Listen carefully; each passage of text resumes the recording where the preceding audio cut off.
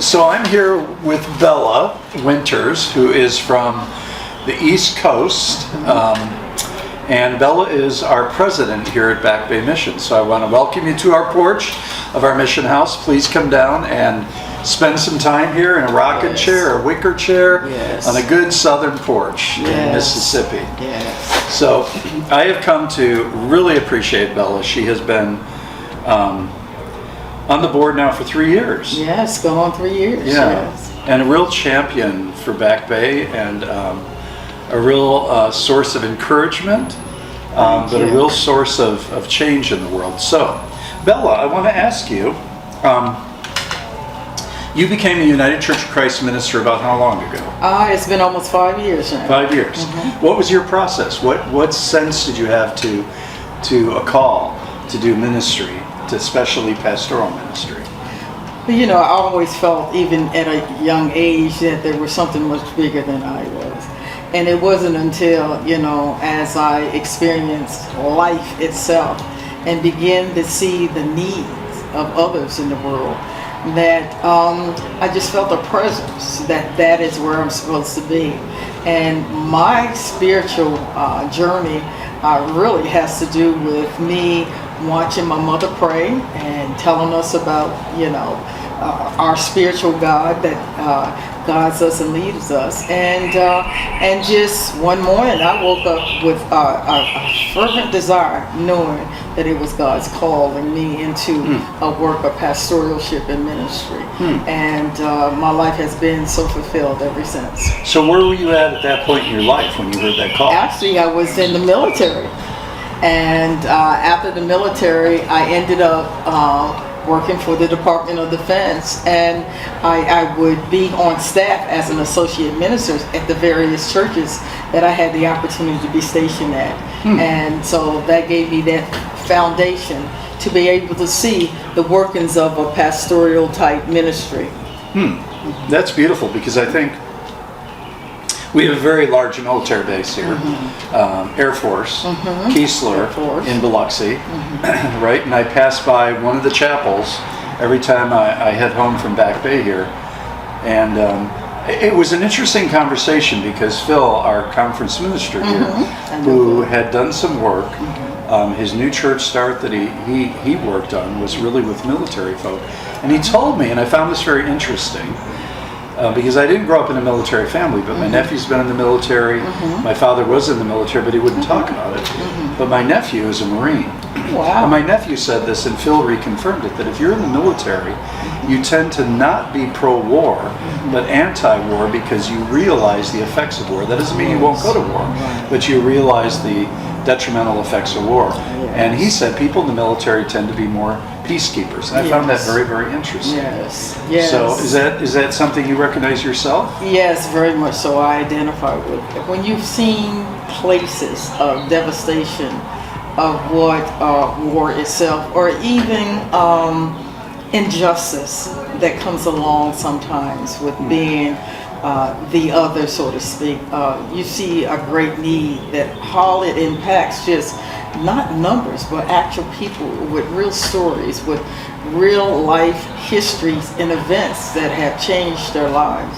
And knowing that it's so much good out there that could have been done to maybe their life experience could have been a little bit better. And then you focus in on yourself and say, well, how can I make things better? And then you start realizing that maybe instead of being maybe a cause of something, how can you be the solution to help something? You know, so you start looking at things at a different perspective. And God knows I love my country. I'm a retired Air Force military person, and would give my life if I had to for my country. But at the same time, not just America, but devastation of war, even what's going on now in the world today. When you look at the things that are happening in Ukraine, you know, your heart just bleeds for the fact that you know, it is so devastating. It's so horrendous, especially of the people that have to live through those type of devastations. Well, that's a very relevant story to me, what's happening in Ukraine, because I lived in in Novosibirsk, Siberia, Russia for a year and a half, and I traveled in Ukraine. Okay. And in fact, the woman I lived with, her and her husband were academics at Academ Gordak. They taught, he was an administrator, she taught biology, and Academ Gordak in Siberia was where they sent all the intelligentsia during the communist era, because they were dissenters, right? Okay. The intelligentsia were dissenters. And they sent them out to teach in Siberia. And then I went to the Ukraine several times, and she was from the Ukraine herself. Awesome. And ended up in Siberia. But that's such a unique culture, because I remember going to Ukraine and feeling a sense of freedom, which was very different than what I sensed in Siberia. Siberia people had a lot of fear, a lot of anxiety, a lot of fear of the other, of communism rearing its ugly head again, and communism never really changed. It just kind of morphed right into something else. But I felt that sense of freedom in the Ukraine, and she would share stories from the Ukraine and how much she missed the Ukraine. Wow. But she moved there because she met her husband, and they moved to Siberia, and they were moved down to St. Petersburg. Oh, wow. Forced down to St. Petersburg out of the university there. So anyway, that was a awesome. Tangent of sorts, well, right? You have a diverse background, and that's one of the things I enjoy talking with you, because the stories, even your story, seems to be so powerful. Well, I want to thank you for being our president. And why did you say yes to being the president of the Back Bay Mission Board of Directors? Well, a lot of that has to do with you and your staff, to see the passion that you have for the unhoused, the unsheltered, for those that are really in a dire situation, to see the passion, the love. And I, as a minister, know that it is part of the calling in which I believe that God calls us to help those that are less fortunate. And to see that passion and to see the hard work and commitment that you and your staff had, it's like, yes, this is something I definitely want to be a part of. This is something that is really what I believe is living the Bible, commandments and trying to help those that are less fortunate. And I must say, I am so thrilled to be part of this organization in any capacity. So I thank you for the offer and for the invitation. Well, it's interesting because Kevin, who is behind the camera, we are doing the work on the ground, right? And some days can become challenging and difficult, but to have the board of directors here for a couple of days to share their enthusiasm, share their love, their grace and mercy, and their time with us is really powerful and uplifting. And the same from our volunteers that come down here, like when they're here, and when we can say they've come down here how many times in a row for how many years, right? Wow. It just really encourages us. Yeah, someone was just mentioning this was the 21st year of coming down here and volunteering, but that's the impact that you and your organization has on people, no matter where they come from, and see the great work you're doing. And it becomes, in a sense, I know some of our volunteers that come back, they feel like this becomes a second home, even though they've only been here 1 week out of the year, or maybe 2 weeks out of the year. There's something really powerful about yes, it is. Being in community, being intentional, and being intentional with our lives, because you said you sensed a call from God, right? And I think all of us can have a sense of call from the divine. Yes. No matter who you are, no matter what you believe, because I think we're all endowed with that divine energy, that divine spirit within, and it calls us.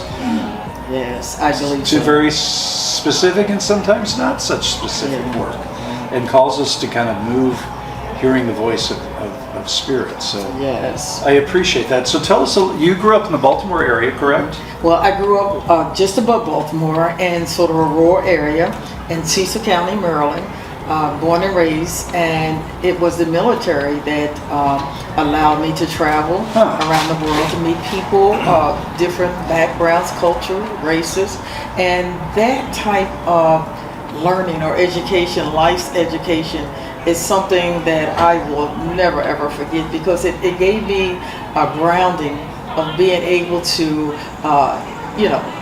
socialize and embrace people from all backgrounds, color, creeds, and I'm grateful for that. That's an education I think that you can't even put a price tag on it. And so You're right. It helps me even in ministry, you know, as a person of color. It helps me to be able to, you know, embrace all folks from no matter what background they come from, what ethnicity or race. You know, people are people, and I look at them as a creation of God in Imago Dei, and so I'm to love, not to judge. I'm to love, and I've always asked God to give me that type of spirit to be able to embrace everybody, regardless who or what they are. But when I see them, I just see the beauty of God in them. Yeah, I really sense that spirit in you. Well, That's a beautiful you. thing. Thank you. Now that you're giving voice to it, I'm like, yeah, that's the spirit Thank you. I sensed from you, because it's very authentic, it's very real, Thank and you. it's very palpable. Thank you. And that's a beautiful thing. Do you grow up in a rural area then? Yes, a rural area. And what did your family do? What did your parents or your caregivers do? Yes, well, actually, my parents, my mother was a stay-at-home mother. My father, he was a laborer with the naval base in Bainbridge for like about 25 years. And so I come from a large family. I come from a family that didn't have a lot of means, but we did have love, and we did have a foundation being able to look in our community and help whoever we can. So that foundation came from my parents. I remember there were people that didn't have running water in their houses, and there was a spring that they would go to get water. And of course, many of them would be elderly in age, and so my parents would make us go through the neighborhood daily to make sure that the elderly had fresh water, spring water, to drink and do whatever. And so those were the kind of things that my parents taught us. Even if we weren't bringing water, we had to go in the neighborhood and knock on doors and make sure they were okay, that they didn't maybe need something from the grocery store, because usually my parents were the only ones that had means of transportation. So I learned from an early age that it's very important to look after the community that you live in. Wow, that's profound. Now, I grew up in a rural area of Mississippi, in northern Mississippi, but my aunt taught me that. My aunt taught me you respect and love everybody. It doesn't matter who they are, or what they are, or where they live, or how they act. And we grew up pretty poor, but she taught me those principles. I didn't learn those necessarily from my mom and dad, but I got those from Auntie Annabelle. And she, to this day, her presence or her messages, the one thing my aunt said that was my favorite thing my aunt ever said, and she said, Jimmy boy, she said, humans is just messy. Humans is just messy. And she told me that because the family was messy, because life was messy, I was kind of messy, and that stuck with me. And I actually preached a sermon on humans is just messy. It's kind of an ode to my Auntie Annabelle, and to her really teaching me skills of resilience and strength, and to go against the flow, and to live life counterculture in a sense to what the norm was in the area, at least, that I grew up, and the family that I grew up in. So those are gifts, right? Yes, they are. And I'm not surprised that God seems to place one person or two people in your life that kind of directs you. And it's no, I'm not surprised that you're a minister of the gospel, I'm not surprised. Yeah, it's no surprise. And it's no surprise. And no surprise the people that God puts in your place. Right, exactly. And that spirit speaks through each and every day, right? Yes. If we listen. Yes. If we listen. Yes. And sometimes we don't listen. Right. But then we get back into the groove and we listen and we hear. That is so true. So. Because I had my messy periods in life and everything, and but I'm thankful to God that I had enough sense to kind of remember my roots, remember the foundation, and which to build from. Well, and they're kind of reteaching me here at Back Bay Mission, some of the staff. Like you said, roots. They say roots, right? Roots instead of roots. They're giving me back my southern accent, so I appreciate that. That's funny. When I hear that word down, I hear roof, woof, so it's kind of interesting. Yes. But I do thank you for your service and your kindness, and for the way that you really encourage the staff here. And the way, you hear what we say, you listen to it, you reflect back, and you value each individual, each voice, That's kind of a beautiful thing. Well, I think I'm the one that is truly blessed by being part of this organization, and that God has allowed me to, be in your presence and your staff presence, because you do meaningful, hard, and compassionate work. And I am grateful to God that, even though your staff may not have the title, but they truly are some of the most profound ministers of the gospel that I've ever seen. Oh, that's beautiful. That's beautiful. The gospel is love and the gospel is mercy, right? Yes. And grace. Yes. So, well, thank you, Bella. Thank you, James. Yeah. God bless you. And I'm grateful to have you in my life. And you too. And I'm so grateful to have you in my life. There's been times I've called Bella, and Bella's given me some good guidance and just given me some good words of grace and mercy. Thank you. That's what life's about. Yes, it is. Yes, it is. So thank you for joining us, and pray for Bella as the president of Back Bay. And pray for Back Bay. Yeah. Yes. Pray for our entire board of directors and for the staff, that we continue down that path to equity and justice and to love and compassion. So thank you for joining us. Thank you. Stay tuned for more. Peace. Peace.